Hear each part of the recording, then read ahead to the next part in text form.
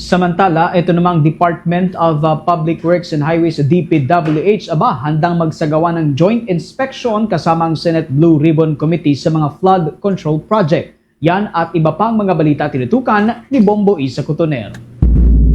Inihayag ni Department of Public Works and Highways Secretary Manuel Bonoan na handa silang makipag-ugnayan sa Senate Blue Ribbon Committee sa posibleng pagkakaroon ng inspeksyon sa mga flood control projects. Ang pahayag nito ng kalihim ay kasunod ng sinabi ni Senator Rodante Marcoleta kahapon na handa siyang sumama sa pag-inspect sa mga flood control projects upang makita mismo ang mga proyektong mahihina ang pagkakatayo. Sa eksklusibong panayam ng Bombo Radio Philippines, sinabi ni Bonoan na kasalukuyan naman na silang nagsasagawa ng validation sa mga flood control projects sa buong bansa.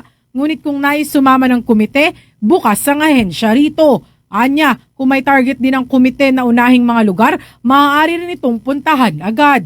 Dagdag pa ni Bonoan na bukod sa mga equipment na ipapadala, handa rin silang magpadala ng mga engineers upang masuri ang structural integrity ng mga proyekto. Pati ang mga auditors ay isasama rin nila sa inspeksyon para naman sa isasagawang physical at financial auditing. Although nationwide po yung ginagawa namin ngayon, nationwide po yung validation na ginagawa namin on all the projects that we submit, on all the completed projects that we submitted to the President.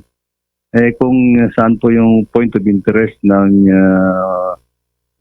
yung Blue Ribbon Committee, doon po rin kami magtatalaga ng mga tauhan namin. So I think ang inspectorate team namin will be on yung mga engineers to attend to yung physical audit at saka yung, of course, yung financial audit din po. Yung ginagawa namin ngayon. So lahat ng palalabasin namin ng mga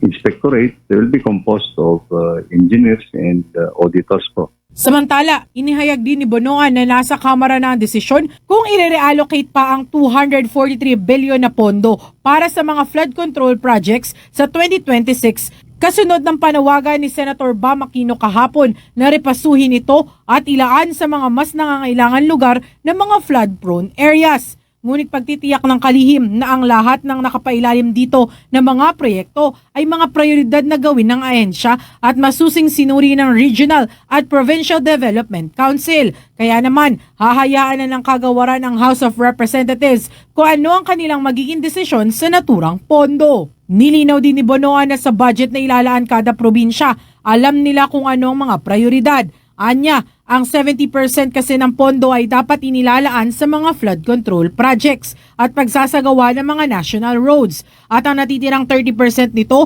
ay para naman sa local priority projects. Considering po na na-submit na ng budget to Congress, the House of Representatives, nandoon na po sa kanila yung bola and that whatever decisions that they will have to make because they will do the scrutiny kung lahat ng mga projects that are included, lalong-lalo na po sa DPWH, natitignan po nila kung worth the projects pa na na-include doon o kaya papalitan and things like this. Ang masasabi ko lang po dito sa President's budget na inisubmit na namin, ito po yung mga priorities that were included na dumaan din po sa mga Provincial Development Council at Regional Development Council. Ayan lang po yung basehan kung bakit po sila na-include po dito sa budget na naisabit na. Mula sa lungsod ng Maynila, ito si Bombo Isa Cotoner and this is Bombo Radio Philippines, the number one and most trusted source of news and information. Basta Radio, Bombo! For the most trusted source of news and information, visit our website at www.bomboradio.com. Follow us on Bombo Radio mobile app, Facebook, YouTube, TikTok, and X, formerly Twitter. Like, share, and stay connected.